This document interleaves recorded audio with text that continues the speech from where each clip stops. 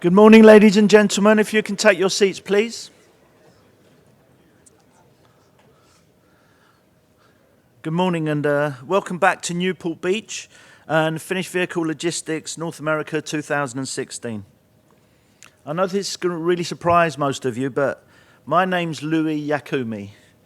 I'm the publisher of the Automotive Logistics Group, publishers of Automotive Logistics and Finished Vehicle Logistics magazines, and the organisers of the Automotive Logistics Global Series of conferences that now take place in Europe, China, Mexico, Russia, Brazil, UK, India, and 4 conferences in North America, in the United States. It's always great to be back here. As you know, our team travels around the world for business meetings and, of course, for our conferences. But there's a lot worse places to work than to be here in Newport Beach in California. So it's always good to be back here. I think we got off to a great start yesterday with the KHS Golf Day. You can probably tell who was golfing by their red faces. Some of them from the sun, some of them from just embarrassment at the performance. And the cocktail reception last night, which was hosted by our good friends Wallenius Wilhelmsen Logistics. And it was great to see the atmosphere that you guys, build here. It's really good. I'd like to take this opportunity to thank our sponsors, our premier sponsor, Jack Cooper, our gold sponsors, Accelerated Services, Convenzione Andrea Group, ICL, JMN, KHS, Metrogistics, Montway, Tech Equipment and Voith. Our global sponsors, Beijing Changzhou Logistics CDC, who are our first China-based global sponsor, CTM, and Wallenius Wilhelmsen Logistics. They're called global sponsors because they sponsor all of our conferences around the world. And of course, I'd like to thank our silver sponsors, Auto Transport Experts, Crown Auto Transport, Hyundai Glovis, Inform, Pat Masney, Nationwide, Proact, Road and Rail Services, United Road, US Auto Logistics, and Vascor. They sponsor the conference because they've got knowledge, services, products that are ideal for you, for your industry, and particularly perhaps for this region. So please visit their stands, read their literature, and meet their people. We've got a great 2 days lined up for you, from the first session, look at what our industry is going to be looking like, to the think tanks and final panel tomorrow afternoon. So don't plan on leaving early. We've really got a great 2 days laid out for you. Our gala dinner tonight, hosted by our premier sponsor, Jack Cooper, will take place on the boat from the Entourage series. I don't know if any of you watched Entourage. It's about a group of young, good-looking actors and their lifestyle. They did ask me to be the star in that originally, but I was too busy with conferences. Finished Vehicle Logistics is also part of our live program, which means you can use the Wi-Fi to be part of the app. So you'll see the details on the Wi-Fi first up there. So the network's PSAV, the passwords FVLNA16, because we try and make them complicated. If you log on, you might see, requesting a room number and things like that. If you go to the next tab, it says about access code, so this would be the access code. But please log on, because with this app, you can ask questions or make comments to the audience and the moderators. You can interact with other delegates through direct messaging. You can participate in the voting surveys, which we'll have this afternoon. So please log on to that. It really is an important part of the conference. It also means that the conference will be streamed live around the world. So if you've got any colleagues who couldn't make it, tell them that they can watch it. And it's recorded, so you can catch up on some of your favorite sessions, or if anyone wants the highlights of my jokes, we can arrange for that as well. An area of concern for me with our conferences is I decided earlier in the year that 2016 will be the year of the fun conferences, partly because I've got some new staff who told me that I'm becoming just an old fogey and that we needed to change things up. So I announced this in our Europe conference, that it was going to be a fun conference, and it really worked. It was a great, fun event, and that's not always easy in Germany. It worked very well in China as well, so we had to, we really managed to get a great spirit. And in Atlanta, again, great fun, really good experience. But for this conference, I don't know what to say. After the cocktail reception last night, I already got a bit of a feel for it. But I don't know what to say about you guys. You know, the most sensible and mature group of executives in this industry, this professional group that gathers here every year. We really try very hard to bring together the most important speakers, discussing the most relevant topics and important subjects. Great presentations, great speakers. Yet when I ask you guys, what do you remember from our conferences? What do you remember from our first conference? Usually someone will say, Bill Pollock throwing his sales guy into the swimming pool during the cocktail reception. The second conference, what was the highlight there? Was it the capacity session? No. You guys tell me it was the two girls who mooned us from a boat that was traveling alongside our boat. The third year, this group of senior logistics executives, CEOs of great companies, great logistics companies, nearly blinded me with their laser pointers. The next year, instead of sitting down for the gala dinner as professional businessmen, networking, talking business, you were playing with toy cars, going around toy tracks. That's the kind of audience we've got here. So sometimes I don't even know why I bother with the conference bit. So 2016, everywhere else around the world would be the year of the fun conferences. For finished vehicle logistics, can you guys calm down a bit and actually be a bit more professional and do some business? Some other things, just remember the evaluation forms that we'll be giving out. I think they're in your delegate packs, are very important to us.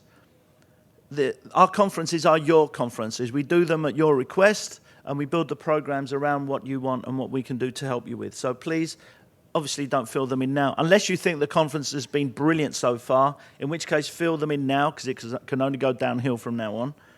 But otherwise, wait till the end of the day. But please complete the evaluation forms. They're very important to us, and there'll be a prize draw at the end of the day tomorrow after session 4. And the prize for that will be a complimentary 4-ball at Oak Creek Golf Course, which will be valid for a year, and a tin of Harrods fudge.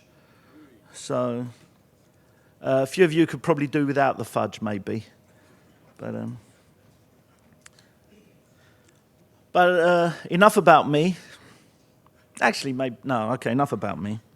Again, once again, we've been very fortunate to put a great first panel together where we're looking at some forecasts on sales and manufacturing, where the industry is heading, and then a forward-looking presentation, as always, from Jack Cooper at how the industry is progressing and could be moving forward as well.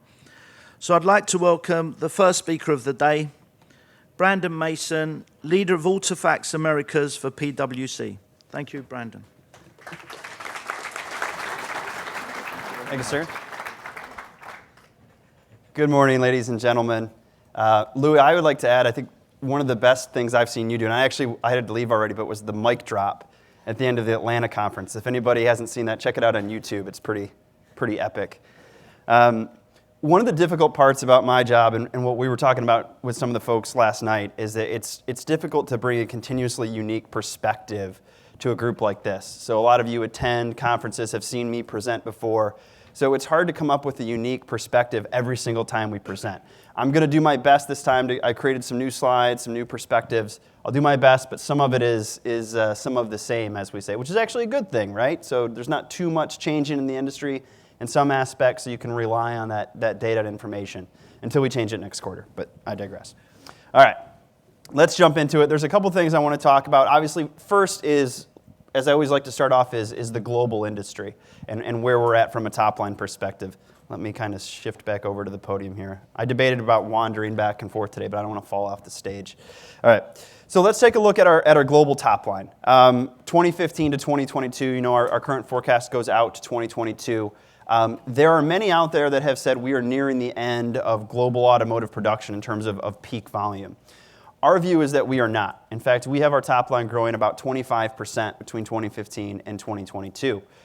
The big driver there is emerging market growth. And so we've actually split the top line between mature and emerging markets. And what you can see there is that the emerging markets have actually overtaken the mature markets. And if you put that in perspective from contribution to growth, this is where it comes out to, right? We're at about 22.5 million units of top-line growth during that time frame.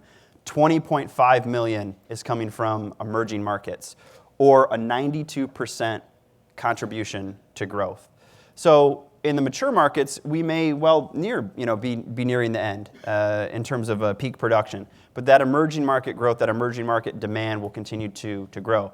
Now, the types of vehicles that are in those emerging markets are obviously going to be different in a lot of cases than what we're producing here in mature markets. So another consideration to take into account if you're an OE or a supplier to those OEs. If we look at the next slide, this breaks it down by top 10 markets. And again, this is production contribution to growth. So we've got our top 10 markets, we've got our bottom 10 markets, and then we've got the rest of the world. And so the top 10 markets, 8 of those 10 are actually emerging markets. You can see the US and Spain are the lone mature markets. And then 8 of the 10 bottom markets are actually mature markets, right? So let's put that into perspective. So the top 10 markets are contributing 20.4 million units of growth to our top line forecast. At the bottom 10, 1.1 million. Well, let's just walk through some of these if we can. So China, I've often talked about China and sort of the concerns that we had going into last year. Those have largely been remedied. The industry finished about up 7 or 8%. It continues to be off to a good start. This year, we still see China as a 30 million unit market by the end of our forecast window, both in terms of sales and assembly, so significant capacity additions to that. We do see an opportunity for an increase in exports from China abroad, specifically to the US, which we'll talk about here in a few minutes. India sort of seems to be the big growth boom now. So for a long time, the knock on India was that there was so much red tape, and there was up and down in terms of the market performance. It was difficult to really get a foothold and understand where the real growth opportunities. But mini cars and mini trucks and minivans are really starting to grow there. Some of the Chinese JVs are actually getting into India, so we do see strong growth there. Mexico, we'll get to, because that's what we've been all talking about for all these North American conferences, seemingly for the last few years. Thailand, that's a huge hub, a huge export hub in the area, specifically for light pickups. Russia, despite the fact that, and this sort of goes with Brazil as well, right? Those markets, let's be quite frank here, those markets are in the tank right now, right? They're not doing so great. They're down 40, 50%. We've got impeachments, we've got Zika, we've got economic woes, we've got Olympic hangovers, we've got low oil prices, and on and on and on and on, right? So the idea there is that those were previously very strong growth markets, part of the 4 BRIC markets.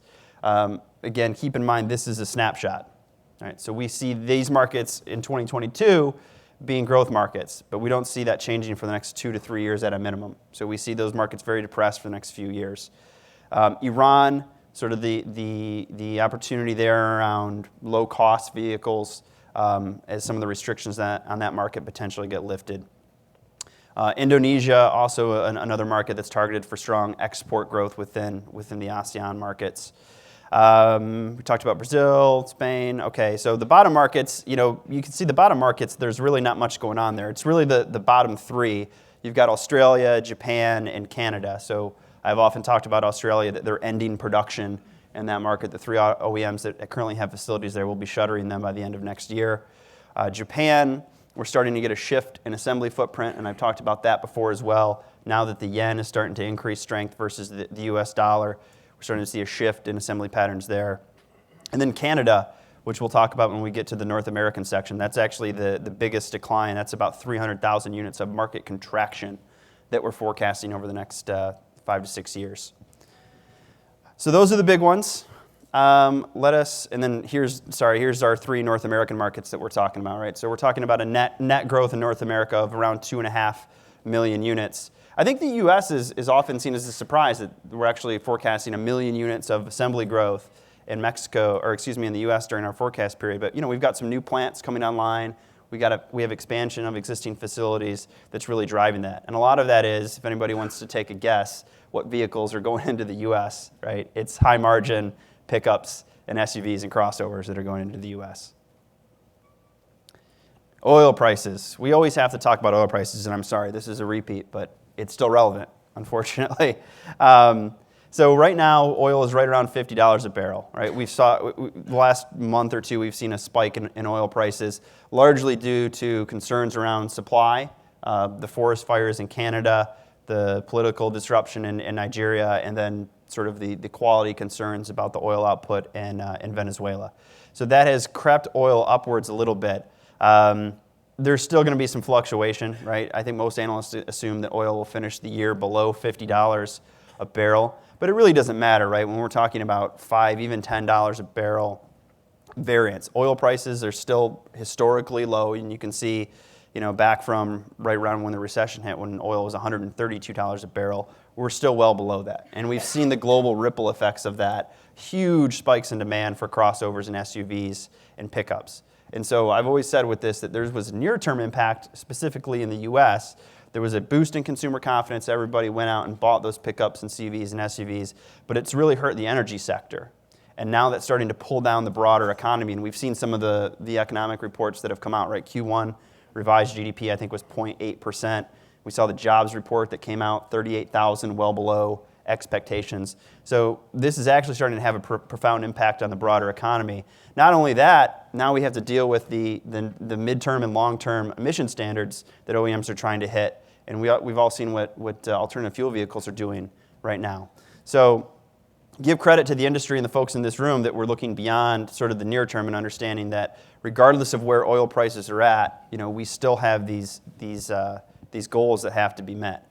But the guidance for oil isn't that it's going to spike anytime soon, right? Regardless of decisions that OPEC makes, which probably won't have a big impact one way or the other, but oil is probably going to hover around $50 to $60 a barrel for the next year or so. Again, barring some unforeseen disruption in the supply chain.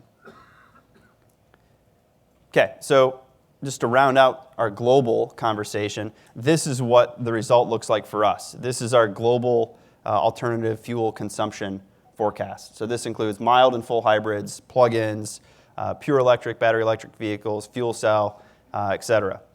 Right now, the market for 2016, we're showing at around 4.3%, which is actually pretty high. In the US, it's only about 2.5% market share right now. Europe is really driving that upwards just because of the pending Euro emission standards that are really pushing that up. There are concerns, though, later on that if you continue to have those low oil prices and low gasoline prices, consumer demand is going to sort of continue to swing the other direction like we've seen today. The volume jump that we see isn't so much that we're going to have a lot of high-volume electric vehicle programs. It's that there's an increasing number of nameplates that are getting introduced to the market that collectively will make up a little bit more volume, right? So we see this as sort of a slow glide path up to about 8% market penetration in 2022. So that is where we're at. Obviously, by market, it will certainly vary. Again, in the U.S., 2.5% today. That number is going to struggle to go up significantly if oil prices stay where they're at. All right, so that's a good transition into North America and specifically the U.S. So let's talk a little bit about sales, right? So we all saw what May sales did, and I don't want everybody to freak out about May sales, okay? They were down 6% year over year. We had 2 less selling days, right? I think these numbers are taken out of context far too often. Right, it hasn't changed our top line forecast, but let's just look at where we're at year to date. So the market's up 1.1%, but going into May, I think the market was up 5 or 6%. Just May really dragged us down. We expect a bit of a rebound for the second half of the year. But again, what's really driving that, light truck sales up 8.4% year over year. And what's dragging it down on the other side are passenger cars, down 7.7%. And as I mentioned, alternative fuel vehicles are down 11.2%. Year to date. Again, this won't have a profound impact. This is still well within our guidance for 2016. We're still at 17.8 million units for this year. That's record number of sales. That's a 7th consecutive year of year-over-year sales gains, also a record. But the good times, as we say, can't last forever, right? And at some point, we do have to take a decline. But the good news is that by and large, the industry is prepared for this since the last recession, and we were a much leaner and meaner industry than we were back then.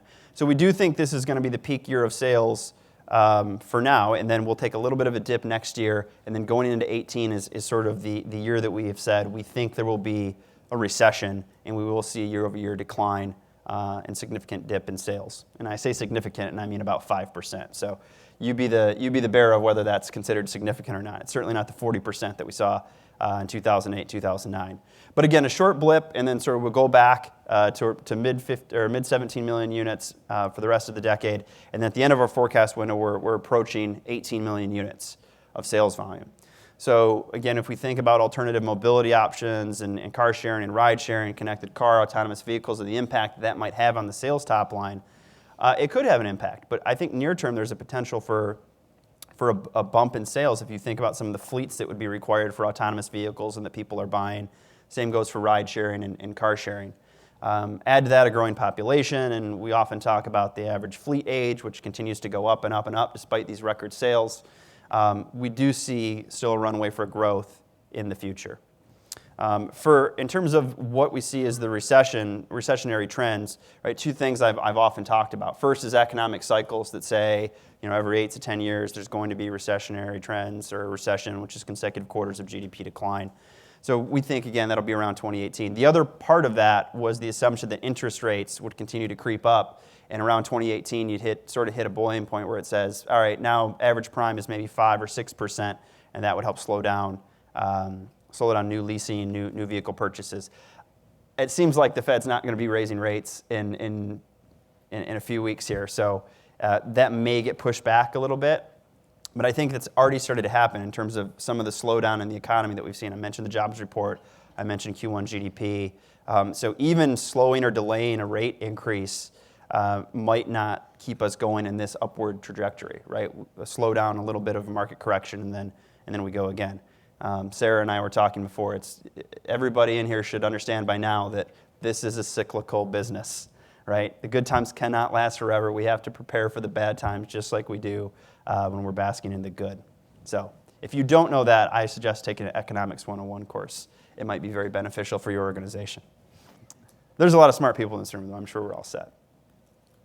Okay, I have to talk about Mexico again because this is always the topic of conversation. So our forecast for Mexico is as follows. We're forecasting a 51% increase in assembly growth from 2015 to 22 in Mexico, from 2015 to 2022.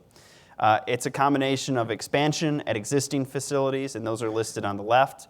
So about 300,000 assembly growth from existing plants, but the majority of that volume is coming from the 6 new facilities that I believe have all been announced in Mexico. And that's going to add 1.4 million units of assembly to our top line. So again, a 51% growth, pretty strong volume increase in that market. And what we often talk about here is how do we adjust to that growth, right? Which is certainly a topic of conversation for the rest of today and tomorrow. So the big question is always why? Why are we moving to Mexico, right? I thought wages were getting more competitive in the U.S. Well, that's true, they are, but there's still a huge variance in this. And we all know this, right? This is not news to anybody, but I think it's always good to put some numbers around it to just show the significant gap that there is. So let's first take a look at wages on the OEM level. So these are fully loaded labor costs, but for U.S., Canada, and Mexico from the respective government organizations that track that. Now you can see Canada and Mexico apparently don't like to report them every single year. And Canada really digs their data deep, so we had to do a lot of research to get to the numbers. But what this shows you is that, and this might come as a surprise, that it's actually more expensive now to produce vehicles in Canada than it is in the U.S., which is part of the reason why we're showing a contraction in that market. The Canadian dollar, at the turn of the century, there were some advantages to that. But I think with the lower cost wages that the U.S. has seen in the Detroit South area and Alabama, Mississippi, and so on, that's helped bring down the overall weighted wage cost. But look at the variance between U.S., Canada, and Mexico. So by this logic, in 2013 is the last year that we have for all 3 markets, $22 an hour wage variance. And folks in this room that have facilities in those markets, you have your own statistics, I'm sure, but significant variance, right? And similarly on the supply chain side of the business as well, you have an $18 variance in cost per hour. So these are significant numbers, and so people often wonder, well, why? I thought things were competitive now in the U.S. Well, they are to an extent, right? But that's too big of a gap to ignore, and that's why there's the huge influx. Add to that the free trade agreements that go into it. Now, again, the issue is going to be how do we handle that from a supply chain and logistics perspective when all we've talked about is how busy the rails are, how busy the ports are, how busy our carriers are. It's up to the folks in this room to help sort that out. Our team at Strategy Inn is working with clients around the clock to help them find solutions to some of these logistics issues that they're facing. Another wild card that we often like to talk about, when I talk about Mexico, I often say that, well, there's a lot of import substitution that will happen because of that. That is true to an extent. We will see some import substitution as a result.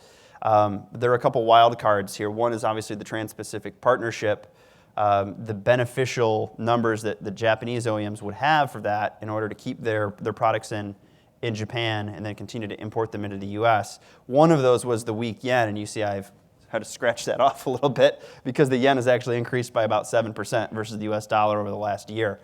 And so it does seem now that there could be a more of an influx of a build where you sell model, specifically with the Japanese OEMs, to take some of that Forex risk out of the equation.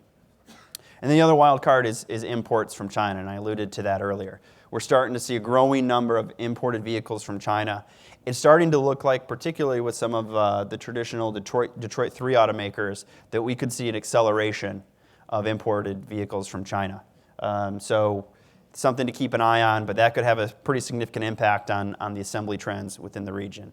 And that being said, if we look at our assembly top-line forecast for the region, we still see very strong growth. We see about a 15% increase in top-line assembly volume from 2015 to 2022.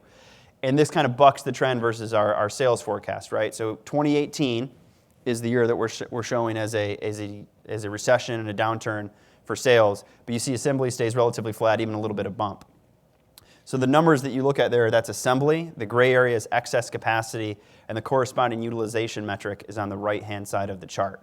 So we've got a lot of those new plants, those 6 or so plants in Mexico that were coming online there. A lot of them are coming online in 2018 and 2019. And so that's why you see a bump in capacity, and so the utilization dips down a little bit. But we're still extremely highly utilized market. And again, this is operational utilization, so this is what the market actually is versus some of the normalized metrics. If you put it into a normalized capacity metric, you'd be looking at about 120, 130% utilization. So this is actually a good number, hovering around 90%, because when you get above that, now you have to start thinking about more expansion because you lose some of the corresponding flexibility with that. So that's our outlook for North America. It's good news, right? So even if there's a downturn on the horizon a little bit of a tick downwards, there's still a lot of volume growth opportunity in the market. Okay, couple other things that we're working on at PwC. I want to give you a little sneak preview of some of the thought leadership we've got coming out. Both of these are specifically related to the U.S. market. The first is dealerships. We're doing a pretty comprehensive analysis on the U.S. dealership infrastructure right now. I've just pulled a couple of slides from it because we're still working on it. But this just shows number of vehicle sales per franchise per brand. And we broke it up between the traditional American automakers, the European automakers, and the Asian automakers. And you can see the massive disparity in the average sales per franchise per brand. Right, so American automakers, or traditionally American brands, average about 314 vehicles per year, per brand, per franchise. Right? So if I'm a brick and mortar franchise, I'm selling on average 314 vehicles per year, so less than one per day. The Europeans are doing a little bit better at 420, and the Asian OEMs are doubling that, 878. So if we think about the cost component of that, right, floor plan financing, upkeep of facilities, marketing, et cetera, there's a huge cost advantage, right? And a lot of that is we've got a lot of legacy dealerships, right, particularly in smaller population areas and rural areas that you're going to have, GM, Ford, FCA dealerships there, whereas the dealership network for some of the Asian OEMs and European OEMs are newer, less established, but they're getting more bang for their buck, I guess is sort of the point. Another thing that we're taking a look at is what's the impact of some of these emerging trends that we just talked about, right? Autonomous vehicles, ride sharing, car sharing, et cetera, on dealerships. Well, there's been several studies that have been conducted, and dealers that we've talked to aren't necessarily concerned about the rise of these alternative mobility models. In fact, they're embracing them. They're working with OEMs on them to figure out how they can help.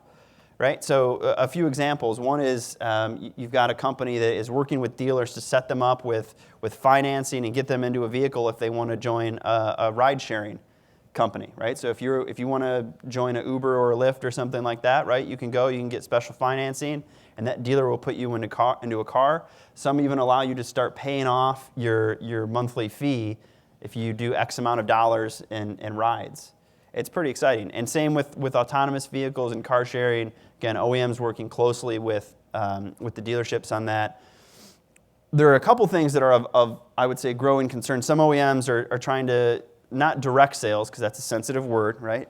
Anti-franchising laws, which we'll get to, are trying to provide, and GM is the example we use here, the shop click drive, right? Where you can pick a vehicle online and they will connect you with the dealer. There are some concerns about the residuals or the commissions that you're getting on those vehicles. But again, changing dynamics, right? The dealership network understands that times they are a-changing, as they say, right? And so they have to adapt to some of these new emerging models.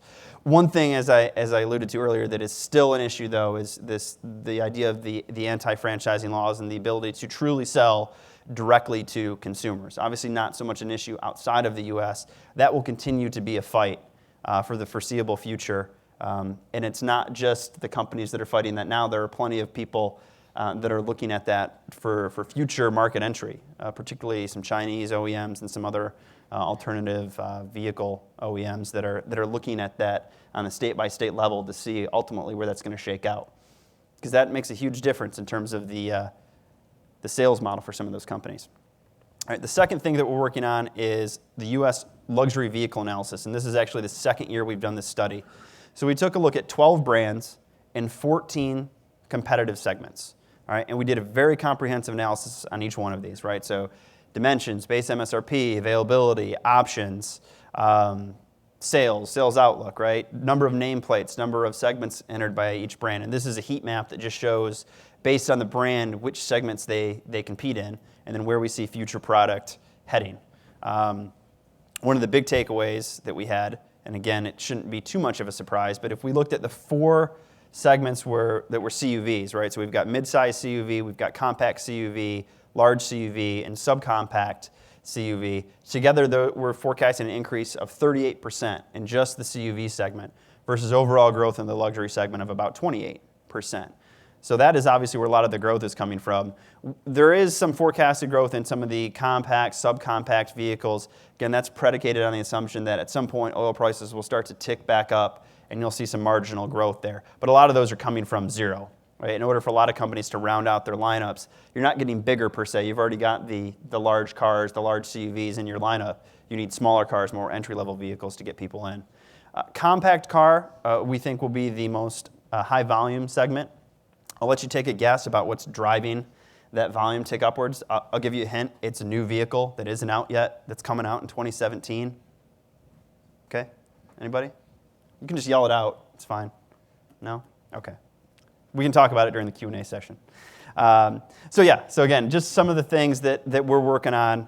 We're going to have a more comprehensive rollout of these in the coming months. So if you come and see me and talk in Baltimore and Detroit in September, we'll have a little more analysis put together on this. So those are my comments. Hopefully this will stimulate some discussion during the panel talk. I think we'll have plenty of time for questions. So start thinking about them now, and I look forward to hearing them shortly.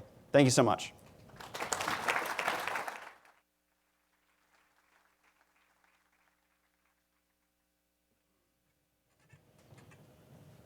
Thank you very much, Brandon. Kind of a mixed message of, positive. Stables good. Grateful for stables after some of the shocks we've had. Perhaps a small blip, but coming up. But overall, good news. Next up, to hear a bit more from the logistics service provider's perspective, I'd like to welcome to the podium Sarah Amico, Executive Chairman from Jack Cooper.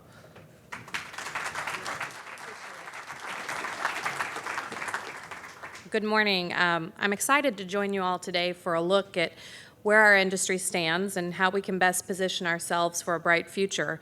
I want to acknowledge my colleagues who are here, our customers, other valued partners. Jack Cooper, me personally, and our family are proud to be a part of this event every year, Louis, and thank you for having us. You always put on a great program, but I'm particularly excited about the theme for this morning's Industry Outlook, which is While the Sun Shines. And these certainly are sunny times. Just look at what a great year 2015 was for automotive, generally speaking. PricewaterhouseCoopers noted that at just fewer than 17.5 million vehicles sold, last year was a record-setting high water mark for car manufacturers. And earlier this year, the Wall Street Journal predicted that 2016 will be a, quote, bumper year, calling it, quote, the healthiest domestic auto industry in decades. So the question becomes, what can we do with these good times to best prepare our businesses for the future, whether those future skies are sunny, partly cloudy, or even tempestuous? In asking this question, I am reminded of one of my favorite Old Testament stories. The book of Exodus tells the story of an Egyptian pharaoh who had a dream. 7 healthy cows are grazing at a riverbank when suddenly 7 thin, scrawny cows appear and eat the fat and healthy cows. Yet the scrawny ones don't gain even a pound. There's not even a sign that the fat and healthy cows ever existed. Perplexed, Pharaoh called together his advisors and had the dream interpreted. The healthy cows represented 7 years of prosperity, while the sickly cows represented years of famine. 7 years of prosperity were soon to be erased by 7 years of famine. Like those first 7 cows in Pharaoh's dreams, these are the good times. We are in the year of the fat cow. Let's see if we can get the clicker working here. One more? Well, it goes backwards, so we can always cover Louis' segment again. Well, let's see. Maybe somebody in the AV booth can help out advance these. We can also just talk. They're very pretty pictures, but the message is the same either way. Thank you. I don't know that it was worth the build-up for that, right? So, as I said, we are in the year of the fat cow. Gas is cheap. And contrary to what Brandon said, there are a lot of us that believe that's a great thing for the economy in many ways, particularly in manufacturing. Interest rates are low, sales are up, and the labor markets are improving, however tepidly. Things are looking good. Brandon talked about 25% global growth for units in the next 7 years. And while there are no skinny cows per se in sight, the message is still a good one for us today. In order to survive the rough times in a business we all know to be highly cyclical, you have to prepare during the good times, during the years of the fat cow. We at Jack Cooper have had our share of ups and downs over the last 88 years in the finished vehicle logistics business. Our business was founded in the year prior to Black Friday, which pushed the nation into 10 long years of the Great Depression. In the 9 decades since, our industry has been shaped by countless forces within and beyond our control. From World War to Cold War, from hybrid engine technology to the rise of the shared economy. And even within our industry, a lot has changed in 88 years. One of the unique advantages of being a company that's worked for 9 decades in this business is an awful lot of perspective. When Jack Cooper launched in 1928, drivers were still trying to figure out how to use traffic signals, for example. People flocked to the showroom to see the Whippet, which sold for a whopping $535. And consumers celebrated cars that came in colors other than black, thanks to the ladies. "Give us color in our autos," cried the buyers. So a lot can change over time. Fat cows and skinny cows have come and gone many times in our business, and the one thing we at Jack Cooper have learned is whether it's a fat cow year or a skinny cow year, it is always a year of opportunity. Downturns give us the chance to eliminate bloat, to acquire new businesses, to tighten operations, and to drive innovation by way of necessity. Our experience in the downturn of 2009 certainly seems to have validated these virtues. As an industry, we suffered tremendous uncertainty, and a number of companies simply didn't make it. But for those who survived, we emerged smarter, better, and faster. That dynamic might help to explain a 2009 study which showed that over half the Fortune 500 companies got their start during a downturn, recession, or bear market. That includes General Motors, IBM, Microsoft, AT&T, and Disney. So simply because a contraction may be on the horizon doesn't mean there isn't plenty of opportunity to be had.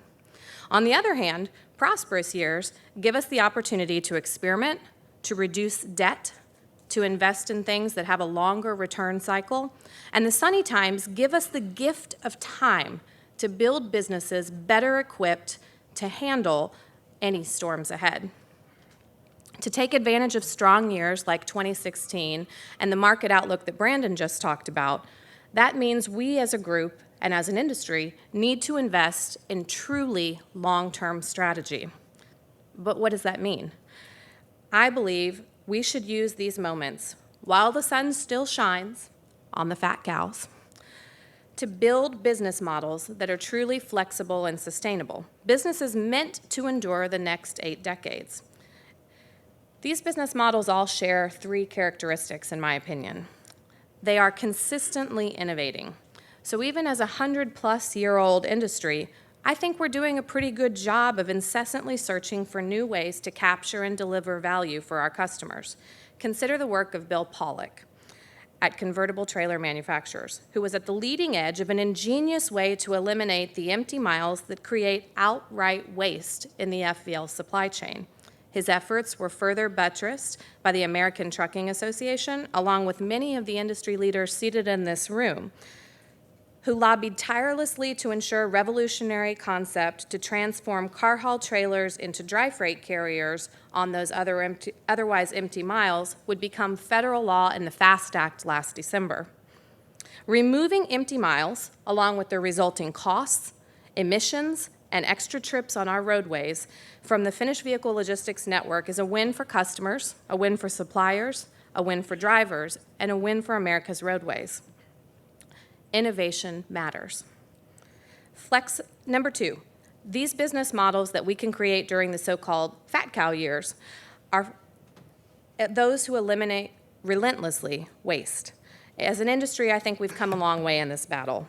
Beyond just convertible trailers and the regulatory changes to allow our equipment to carry dry freight, car haul companies have secured legislative approval in the FAST Act to carry cars at an additional overhang length of 8 feet, meaning faster and more efficient deliveries for our customers, better utilization of our drivers and equipment.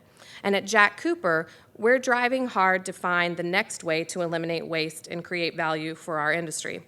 Our proprietary Da Vinci tool that we talked about last year, if you remember the animated video, it's eliminated thousands of trips and countless empty miles. We're using Lamasoft technology to further improve our network's efficiency. We're renewing our focus on the efficient use of fuel by our fleet. We're eliminating costs where possible and striving to delever our business. We are even experimenting with the use of drones to increase efficiency in our yards. Just because it's a fat cow year doesn't mean we need to eliminate our focus on reducing waste and inefficiency. It's just the opposite. Now is the time to double down. Lastly, businesses that are flexible and sustainable, the businesses I believe we can build and engineer now to sustain any future skies, whether they're sunny or otherwise, have a clear vision and a strong culture. Companies aren't simply propelled forward by one captain with his hands on the wheel. They are moved by an entire team, oars in hand, each doing his or her part to reach the destination. And when there is a lack of clarity about where you're going, a lack of vision, you'll find that no matter how hard some people work, you're not getting anywhere. At Jack Cooper, our vision is to build a multi-generational family company that provides our customers with high-value service, gives employees a great place to work, and operates based on our core values of integrity, excellence, responsibility, longevity, innovation, and imagination. One indicator of the success we've seen as a result of that strong culture is that our driver turnover rate remains largely in the single digits. We believe this is a direct result of our focus on a culture that saved us countless expenses in driver recruitment and retention. Vision and cultures matter in the good times and the bad. But we've also stubbed our toe along the way, sometimes spectacularly so. And having a strong culture means acknowledging those mistakes and doing our best to make them only once. Over the years, we've had moments where we've lost our footing, an integration or two of acquisitions that proved trickier than anticipated, innovations that never quite took off the way we had anticipated. But the unique advantage of having 9 decades worth of perspective is that at Jack Cooper, we believe we can always find our way back to those core values and our vision for the long term. These things not only matter, they are essential to providing our customers with the kind of service that they expect and that they deserve. And today, even as we work through some of our most recent sore toes, it is our aspiration to ensure that Jack Cooper not only endures beyond my generation, but that it does so by providing best-in-class service to our customers who have trusted us for decades. Our mission at Jack Cooper is simple: to honor our past by securing our future. We want to remain strong for the next 9 decades of our company's history, and I think that's something everyone in this room can aspire to. This is the year of the fat cow, not just for Jack Cooper, but also for you, for all of us in this room. So while the sun still shines, I humbly suggest we ask ourselves, is what we are investing in today enough to sustain our industry tomorrow? It's tempting to do things the way we've always done them. Our industry is established and long-standing. But as the world moves forward, if we aren't moving with it and helping to lead it, we will be left behind. And we are part of an industry that matters. The automobile is an icon of progress, a stalwart of the American economy, and a means of mobility, both literal and metaphorical. How lucky we are to be a part of an industry that touches the lives of so many people around the world. So I wasn't sure I would be here today. Last weekend, my daughters and I were enjoying this glorious sunny beach weekend in the Carolinas. Spirits were high, the sun was good, and then suddenly by Monday, I found myself boxed in by a tropical storm, wondering whether or not I could actually make it to California by Wednesday. It was an eerily appropriate prelude to this discussion. So my message for you today is really simple, that no matter how much the sun is shining, and certainly based on what Brandon's told us, the outlook is good. We all have good news this morning to go home and be very happy about. But no matter how much the sun is shining, we know that rougher weather will appear from time to time.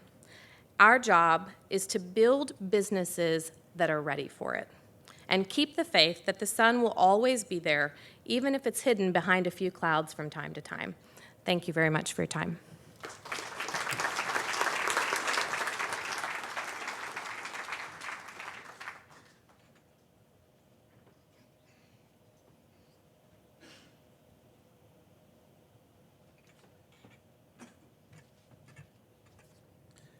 Thank you very much, Sarah. Another great presentation that focused on the theme, the sun shining. So it is good times at the moment. It's not just that it's an upturn, but sometimes even stability is good and gives you an opportunity. But now it's time for your comments, questions. So the usual rules apply. If you've got a question, please raise your hand. Wait for the microphone so that we can hear you clearly. Say your name and your company name, and then you can ask the question or make the comment. We'll also be looking at the questions that are posted via our app. So I think precedence or preference will be given to those within the room. But if you want to post a question on the app, then that's fine as well. So perhaps I'll start off with the first question, maybe to Brandon first on just the alternative fuel vehicle sales going down. I thought that this was going to be. We know it isn't as growing as much as we'd like, but I was actually surprised that they're actually dropping. Yeah. Are we on? Yeah.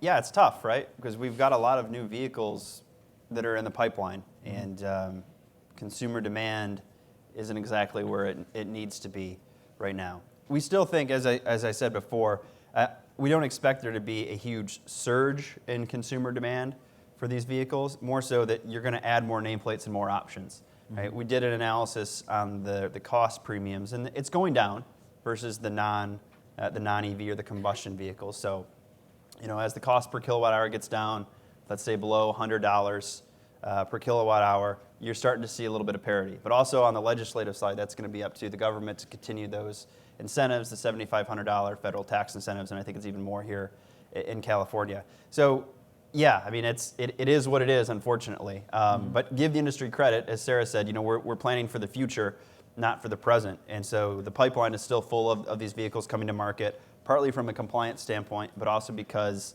that's where the industry will ultimately be, whether that's 20 or 30 years from now. But we do think there will start to be a bit more of an uptick here in the not too distant future. Again, we've got some pretty high profile vehicles coming to market. I wish somebody would tell me what that is, because I was trying to give hints left and right. But yeah, so I think that it's something the industry just has to sort of hunker down, and we'll get there. Mm-hmm. Okay. Question from the front, please. Kirk Williams with Proficient Auto Transport. Brandon, you'd said that the wages in Canada were $34 an hour for manufacturers, and 28 in the U.S. and 6 in Mexico. What are the wages in China, Japan, and Korea in comparison? Yeah, very, very good question. Japan and Korea are considered, high labor wage markets. I don't know what the exact numbers are. We could go do some digging and find out. I think the big question, what you're getting at, is what's the variance between, or the comparison between Mexico and China, right? So it is expensive to build vehicles in South Korea and Japan. It's not so much the labor wage is one component there, but the other part of that is that those markets are relatively stagnant right now in terms of their sales environment. So there's not enough local demand to keep that going. So they need to shift capacity. China is an interesting point, and that's a number that's really difficult to get by because it's really hard to extract good data from China in a lot of cases. I believe it's somewhere in the ballpark of what Mexico is. It's probably a little bit less, but then you obviously have to add the logistics cost to that. So when you think about fully loaded costs in the U.S. versus importing it from China or building it in Mexico that has NAFTA, I think Mexico probably is still advantageous. I think the advantage for China is more so you've got critical mass in that market, particularly for the small vehicles, that you can justify that added expense because you're already building them there for local demand and can then export them out. It's a good question. What we found when we did that research globally is it's extremely difficult to get an apples-to-apples comparison of fully loaded labor costs when you take into account all the different considerations like insurance premiums, healthcare, things like that. But a good question. That's my sense of where those markets are at. Okay, thank you. A question for Sarah, really. Investing while the sun shines. Traditionally, I think real innovation, investment, and efficiencies come when times are really tough. How easy it is, or is it really possible to invest when the sun shines, or is it the time when we kind of take a break and think we can relax a little bit? We don't have to really just work that hard or invest that hard when, here's a chance to just take a step back. Yeah, sure. Let's see if this is on. Sure, you could. In fact, we'd probably encourage our competitors in the room to do so. So the answer is, it's a good question. And certainly we could kind of rest on our laurels, particularly given, I think, not just the near-term forecast Brandon talked about, but really the next 7 years. But I think the way that we need to think about this as an industry is we've been given a real gift. It's a cyclical industry, but that's not necessarily a negative thing in the way that we've traditionally thought about it. You've been given the gift of time to prepare your businesses for whatever contraction may come whenever that happens. And so, I do think necessity is the mother of all invention. I think Uber, for example, and a lot of the companies that have come out of these massive downturns in the economy, Microsoft being another great example, Walt Disney Picture Studios is another example back in the Depression era. We've got some really great irons that have been forged in the fire of economic hardship. On the other hand, how wonderful would it be for all of us, and for those of us on the supplier side, for our customers to be able to use the good times in a similar fashion to really drive efficiency, to drive innovation, and I think we're getting there. I mean, it's perhaps a little bit counterintuitive, But why not take all of those lessons we've learned in 2008, 2009, 2010 and apply them now? We had actually initially a picture in the slide, and we took it out because it's a bit kitschy, but I kind of feel like if you survived that downturn and made it back into this room after 2009, you should all get a T-shirt. It was not an easy cycle to make it through. So let's take that same discipline and creativity and put it into the good times as well. And I think if you do that, there's no limit to what the group of people in this room could achieve. And you also talked about strong culture. And culture is a word that we talked about a lot in Atlanta at our parts conference, really. Is there the right culture in finished vehicle logistics? Because I think there needs to be a mind shift, a change of attitude, a change of culture. We haven't really got a culture that encourages collaboration. I'm not sure we've really got a culture that encourages innovation. I don't think we've got a culture that encourages, sustainability or environmental issues. So do you think that there needs to be a big change in the culture, the way we think in finished vehicle logistics, as just opposed to a business think or an economic way of looking at things? Louis, I think it sounds like you and I are kindred spirits in that we'd like all of that change to sort of happen immediately and fully. But the reality is our industry is a lot more like a cruise ship than it is a speedboat. And so I think those kind of turns and adaptations take time. And candidly, for us, I don't think on the customer side they get as much credit as they're really due sometimes for the true spirit of partnership they bring to the table. We've had a relationship, for example, in Fairfax, Kansas, with General Motors for 88 years. I mean, just take a minute and think about that. That's longer than all of our life expectancies, marriages, this is a big number. It's 9 decades. And it's hard for me to believe that wouldn't exist without a true partnership. And so while I do think that, because of forces sometimes beyond our control, if you look at the rise of the shared economy, if you look at the rise of the millennial consumer, I realize, that's something that we're not talking about as much yet at this conference, but my guess is in the next couple of years, you're going to hear the word millennial until you vomit at most of these conferences. It really is changing consumer patterns in the way cars are bought and thought about. So I think as that happens, those forces are going to sort of force us to find creative solutions. And the great thing about finished vehicle logistics, I really can't think of another industry where this is true.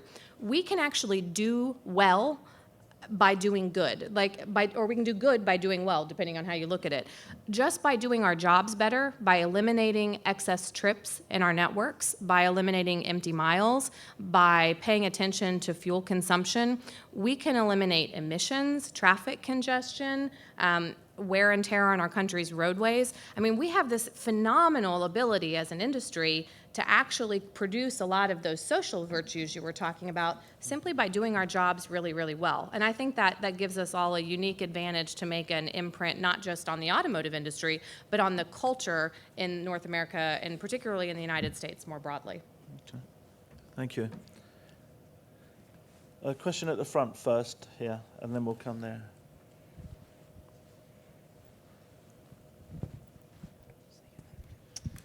They're going to hear enough from me, so I'll avoid saying my name again. But question for Brandon, since you're so desperate to talk about the Model 3. And do you think that Tesla has a chance at achieving the sort of numbers that we've kind of seen predicted, given some of the, shall we say, troubles that we've had so far in some launches and being behind? 500,000 orders or whatever as we're talking about. So is that something, I can't remember the actual numbers you put up there, what you're kind of forecasting in the kind of short term on that? Yeah, it's difficult when you enter a new segment, a new sector, right? So it's difficult to forecast what actual volume is going to be when it's a new vehicle to any segment, whether it's an electric vehicle or just any other combustion vehicle. I think some of the goals that have been stated by some of those companies are going to be difficult to achieve. But maybe that's the goal in the first place, right? It's not to necessarily hit some of these targets. It's to continue to drive innovation, to continue to get the name out there, to continue to build these vehicles and increase the volume. We do think there's obviously a future for electric vehicles. We do think those lineups will continue to expand. And I think there's a couple wild cards out there. China's a big wild card. At some point, when do you localize production in China of some of these electric vehicles? China has their own domestic electric vehicle companies. There's a couple more that are sort of waiting in the weeds, again, as I mentioned, on some of these anti-franchising laws and things like that. So I think it will be difficult in the near term, but longer term, as again, some of those costs go down, some of the build issues start to go away, then I think it will get easier to hit some of those targets. But yeah, the ones that have been stated are pretty aggressive. So. No, you got cut off. Sorry, Chris. That's it. Yeah. Well, I actually do have some control over the AV in the back there. So. Just a quick follow-up on the alternative fuel, because or let's say fuel emissions, because if we are kind of heading toward a reckoning with these CAF standards in which we don't really, with the trends just moving in opposite directions, what's the reckoning that the industry will face? Is it sort of higher fines or other costs that come in if the public just doesn't really want or doesn't move in the direction that the regulations are pointing us to go? Yeah, it's essentially one of two things will happen, right? Either the OEMs will be forced to stop producing the higher emission vehicles against the will of the public, or they will face heavy fines. But I think with the way the new legislation is set up, these aren't slap on the wrist fines. These are pretty heavy-handed fines, so there's going to have to be some sort of shift, and maybe that comes out if there's a spike in oil prices or something like that, which helps that as a catalyst. But it is going to be difficult right now because you see the industry is headed exactly the opposite way. Even though some of these pickups and SUVs and CUVs are getting more fuel efficient, it's sort of the shift or the share of those vehicles as the government anticipated they would be as a percentage of total sales isn't anywhere near. If you look at what the initial projections were, they had, I forget what the breakdown of cars versus light trucks was, what they expected to be in 2025. We're nowhere near that now. In fact, we're started going in the opposite direction. I think light trucks are somewhere around 60% of the market right now, and passenger cars are only 40%. So there is sort of the third option, which is they could start to back away from some of those stringent standards. Nobody has said they're going to come out and do that. That might also depend on who's in office in a few months. But I believe one of the next checks is 2021 as sort of the interim standard. So I guess we could discuss that in 2021 and see where we're at. Okay. There was a question from over there first, and then we'll come to you. Randy Denton, Mid-Texas International Center. Question for Brandon. There's been a lot of publicity on driverless vehicles. I assume y'all have looked at that to a certain degree. Do you have any projections on what the applications will be and anything on the timing of when you see it coming, or is it too early in the process to make any kind of projection, even on a general basis? Sure. That's a great question. It's never too early to throw out a number, as we've seen so many people do in the industry, and of course they're all over the place, just like electric vehicle forecasts were 10 years ago. So we look at it the way that NHTSA looks at it, right? There are levels of vehicle autonomy. I think there's 4 stages, right? 4 being fully autonomous. We've started to already see integration of levels 1 and 2, which is semi-autonomous. That's park assist, lane departure warning, adaptive cruise control, things like that. Those will become more and more prevalent. Consumers are comfortable with those. We're starting to see those roll out in standard vehicles. In terms of the level 3 and 4, which are, I think, more what you're getting at, the fully autonomous vehicles, that is a little bit more difficult to predict. I mean, we know there's billions of investment going into that right now. I know back home in Michigan, they're setting up, these test cities. Here in California as well, they're setting up all these different infrastructure tests to see how these vehicles will react. So I would expect that will continue, but in terms of any relevant number of those types of vehicles on the road, I don't see that happening within our forecast window, which again goes out 7 years. Just because there's a lot of issues still to be resolved. And I've always said that with these autonomous vehicles, they can't be 99.9% correct, or the software can't be 99.9% accurate. First time that an autonomous vehicle, kills someone or gets in an accident, we've already started to see some of the headlines that, oh, it was a big deal, like this autonomous vehicle got in an accident and it was its own fault, right? And we're talking millions of lines of code that need to go into these. So there's plenty of work to be done. The industry recognizes that. I personally think it's too early to call out, we're going to see, X% market penetration by this year. Because inevitably 5 years from now, somebody will go back and be, that guy from PwC said that this was going to be, and I don't want to be that guy, so I'm not going to do it. I'll tell you this, though, that we're working closely in PwC amongst all of our sectors that sort of touch autonomous vehicles, right? So that's automotive, that's technology, that's energy, city infrastructure, things like that. All of these are connected, right? And what we've said is that this ecosystem is growing. It's increasingly complex. There's an increasingly number of players in this market that have an impact. So understanding where you're at in that supply chain and how it impacts others is certainly important. And I think that's step one, because this ecosystem, people talk about autonomous cars and things like that, and it's really comprehensive, and it's really easy to get confused about how it's going and all the considerations. So we're taking a good look at that, and we expect to have some thought leadership out actually later this year. So little plug for that. Right, Thank you. Question there first. At the front, yeah. Name and company name, please, sir. Thank you. Yes, my name is Al Cardona from BMW China. Question for the lady regarding the potential of these dual-use trailers, convertible trailers. Do you think the industry is mature enough to embrace these trailers, or do you think it's only for a niche market? Well, it's a good question. I mean, we are a niche market in terms of car haulers in North America versus broader trucking to begin with. So I think we're about as good a place as any to be the tip of the spear here. In the end, I think there are a lot of presumptions sometimes that go into assessing industrial companies, particularly in the trucking space, about a lack of innovation. And what we've seen is exactly the opposite. We've seen an absolute deluge of innovation, even in the car haul space in the last couple of years, and even within our own company. So what I think is, it's not, I understand the question, but I don't think it's as big of a gap as you expect. So because of the way finished vehicle logistics works, there are a lot of empty miles in the network. And if you were to go to, say, a flatbed trailer company and look at empty miles in their network, they wouldn't have it. It's just seen as outright waste and inefficiency. And I think there's no reason we, in our space, in the car haul side, can't start to think of it the same way. It's a better widget, right? I mean, the great thing about finished vehicle logistics is it's not going to be obsoleted by technology. I don't think drones are going to be delivering our cars anytime soon. I happen to be on the end of the spectrum that doesn't believe the cars are going to deliver themselves to your house anytime soon. So it's not going to go anywhere from a technology perspective. We're not competing with the Amazons and Walmarts and mega retailers. And at the same time, it can't really be outsourced anywhere because you still have to get to the dealership, right?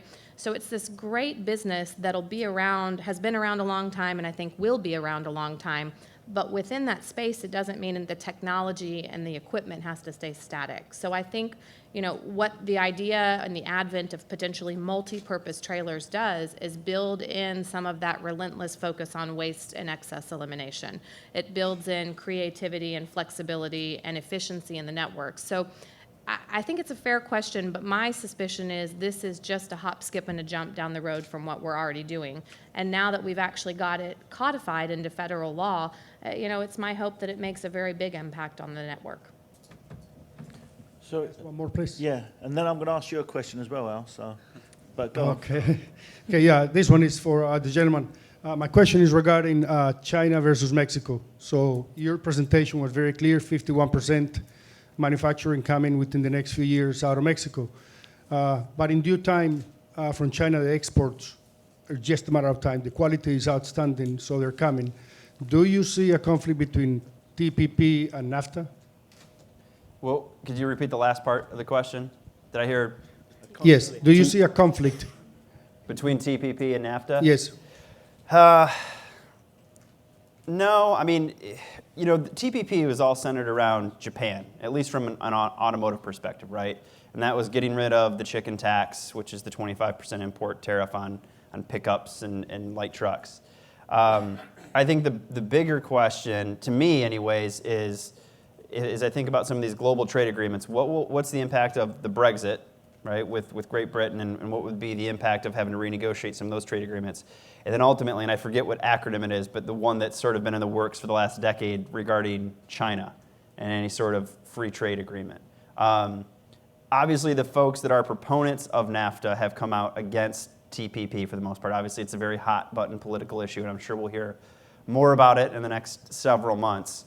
But no, I mean, I don't see a significant impact one way or the other. I mean, NAFTA is NAFTA. It's not going anywhere.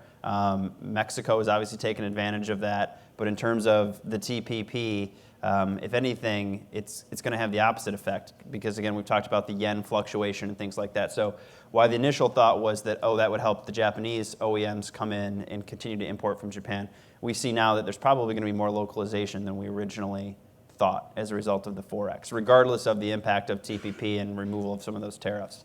I mean, we've already seen a couple of the Japanese OEMs announce investment in Mexico to take advantage of that. A question for you, Al. We've talked about, there's going to be stability and perhaps a little bit of a dip in the US in 2018, but there's growth in the rest of the world.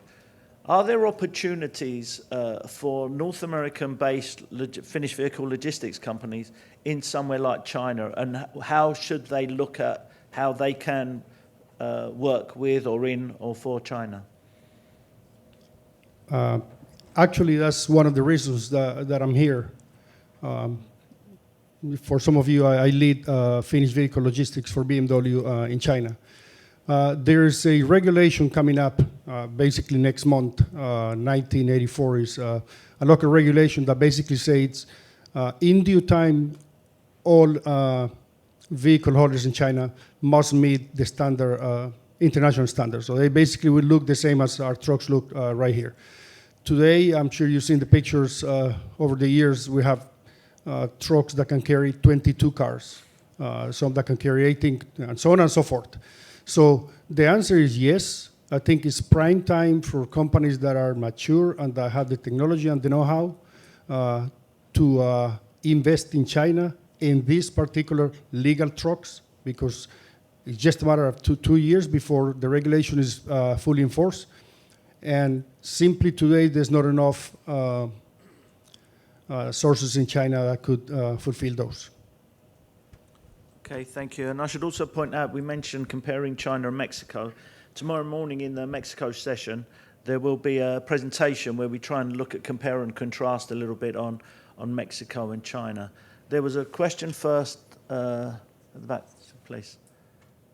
Hi, Miguel Reyes with the Port of San Diego. A question from Brandon. Do you have any idea what the import volume will be for 2016 and what that number will be for 2022? Thank you. I love pulling numbers out of nowhere. Let me see. I believe that if we think about non-NAFTA imports into the U.S., into the U.S., I want to say it's around 2.6, 2.7 million units. That's right around where we've been, right around 20% or so of the market. If we look at 2022, what we had said before was that in a theoretical scenario, right, with all this import substitution, you could see a reduction of non-NAFTA imports by around 50%. It probably is not going to be that. We said the imports from China were one consideration, the TPP was another. I think a realistic number is probably around a 30 to 35% reduction of that 2.6, 2.7 million units of the non-NAFTA imports by 2022. Then there was a question here. Wallace Oyama, Port of Vancouver. Mm-hmm. I have a question for Brandon. It's been interesting the last couple of years, especially with the growth, for example, with the light truck sales. And I've seen that it's caused quite a shift in supply chain pattern as a result. It was a sharp unexpected growth. Now credit to Mexico, they have taken advantage of. They've created a lot of free trade agreements that has allowed them to grow their production to be able to supply all these markets there. But I'm curious, as to whether there's any risk for Mexico, for any other large production markets that go beyond local demand that will lead to unexpected shifts in supply chains if market goes down. You see, that, of course, Mexico was prepared for a large Brazil contingent, for example, but then you see what happened with the market there. I think last year there was some effect about China's weaker than expected growth, and I think that creates some shifts there. So I'm curious as far as where you see that particular possibility of some unexpected production shifts in supply as a result of production not meeting the market's not meeting what the seeing production. As Ms. Amico said, that's the supply chain and the auto industry is like a cruise ship, and I can appreciate that analogy. Mm-hmm. It's a great question, and actually, Chris and I were talking about this last night, and he asked me, well, you know, you're forecasting all this growth in Mexico, but a lot of that was predicated on small car growth. So what happens if we continue to have a lull in that, and then to your point about Brazil, which is another big export market for Mexico, if that market continues to suffer, what's going to happen, right? Does all this growth still happen? And I pointed out to Chris that we've actually dropped our top-line forecast for Mexico by about 200,000 units from a year or so ago as a result of that. We anticipate there's going to be less small car demand, both in the United States as well as Brazil, because that market, as I said, is sort of in a bad place right now. So that's a big consideration of it that we do track. But despite that, you still have a really high level of utilization. But yeah, you're right. Mexico is at the biggest risk because what's happening, at least with the American automakers, is that they're building their high-margin vehicles, their high-priced vehicles, primarily in the U.S., so pickups, SUVs, CUVs, and they're shifting production of the small cars down to Mexico to make them more cost-competitive. So while there is still some risk there, we still see Mexico as a 5 million plus unit market. Okay. Question at the back there, please.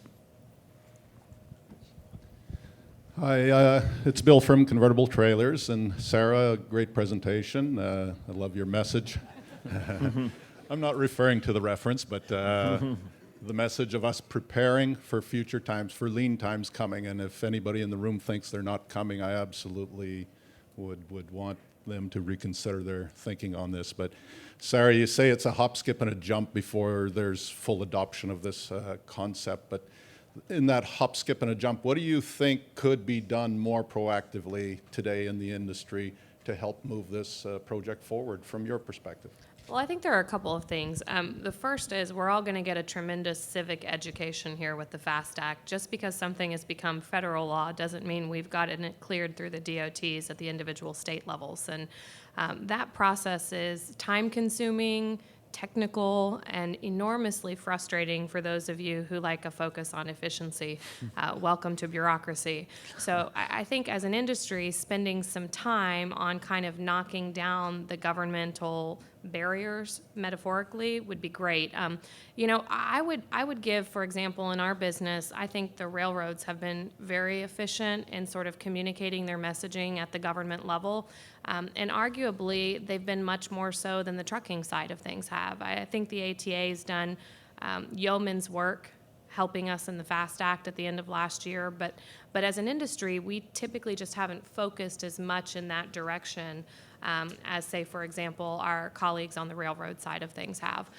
So first and foremost, I think we need to get fluent in the language of government and understanding in the federalist system what that means for us from a regulatory compliance standpoint. Secondly, I think we need to think more about collaboration across the industry. There really is, it's not a question of dividing up a pie from my perspective in a zero-sum game. I think we're entering an era where our collective goal should be to grow the size of the pie rather than to sort of fight over some zero-sum game.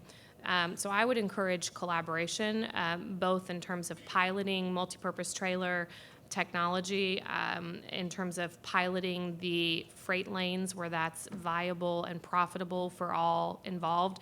And I would also encourage us to engage with customers. There are a lot of inbound parts coming into those plants as well. Some of the work that you've done, from my perspective, potentially yields a lot of benefit, not just for the carriers in the room, but for the customer side as well. So really kind of moving our thinking into that 21st century mentality about agile businesses that respond quickly to changes in circumstance, that can have a much more just-in-time point of view in terms of customer service, but are also, to Louie's point earlier, truly collaborative at the partnership level with our customers. Thank you. Okay. Question at the far side. And it'll be great if someone can ask the next question right from this far side, just to get my guys moving a little bit. Good morning. This is Carlos Terron with Transdevelopment. I'm heavily involved in the Mexico market from the infrastructure point of view. It's a question from Brandon. Very interesting graphic of the labor cost per hour between Canada, United States, and Mexico. There is a $22, $24 difference between one and the other one. Showing Mexico, I think, at $6 an hour versus 20-something.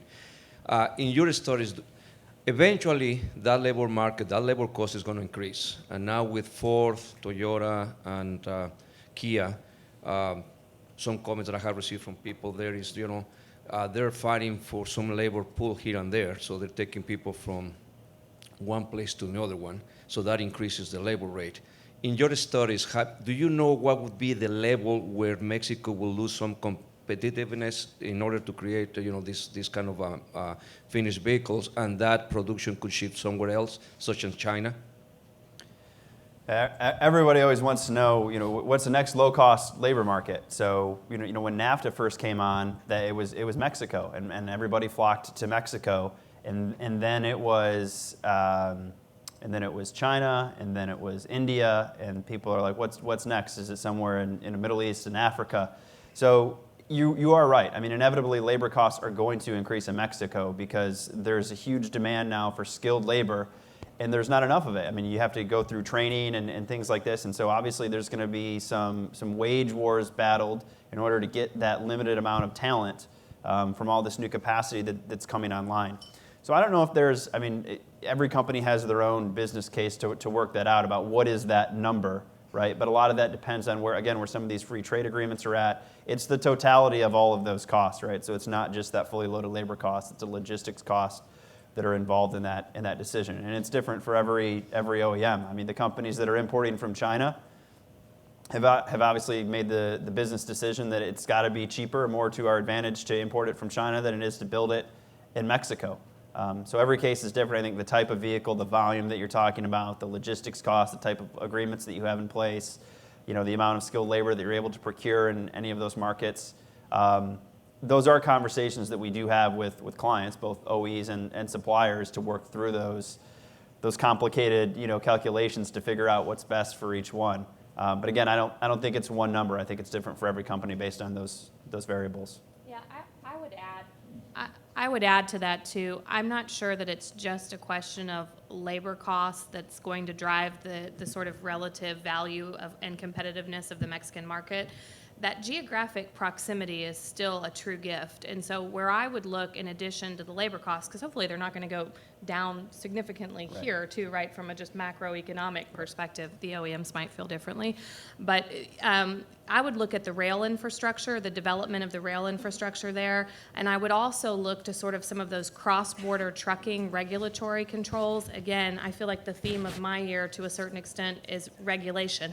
So those are the two other things that I would track very closely to sort of assess the relative competitiveness of the market.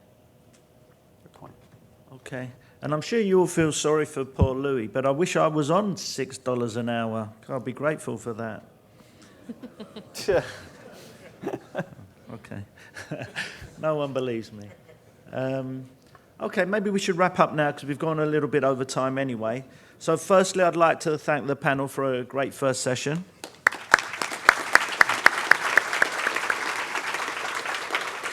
I'd like to thank you for your interaction. It's always good if we can get the first panel and people are asking so many questions. Of course, it's credit to the panelists, but thank you for being awake and asking the questions. I'd like to point out that outside there's an area where we've got trucks and trailers parked, so you can see some of these ideas that we've talked about in action. And also, we've heard a lot of talk here about import and exporting. I'd like to point out that that in August is our Finished Vehicle Logistics Import-Export Conference in Baltimore, where you can meet the leaders from the US's automotive industry to talk about this particular subject in detail. And Import-Export North America is actually host of the coffee break that's awaiting you outside. So thank you very much for a great first session. We're splitting in two sections for the next section. So in this room, we'll remain investing, reshaping, and optimizing the network. So that stays in this room. Risk and quality will be in room 2, which is just outside, not far away. So it's just outside. So enjoy your coffee break, and we'll look forward to seeing you in one of the two sessions after. Thank you.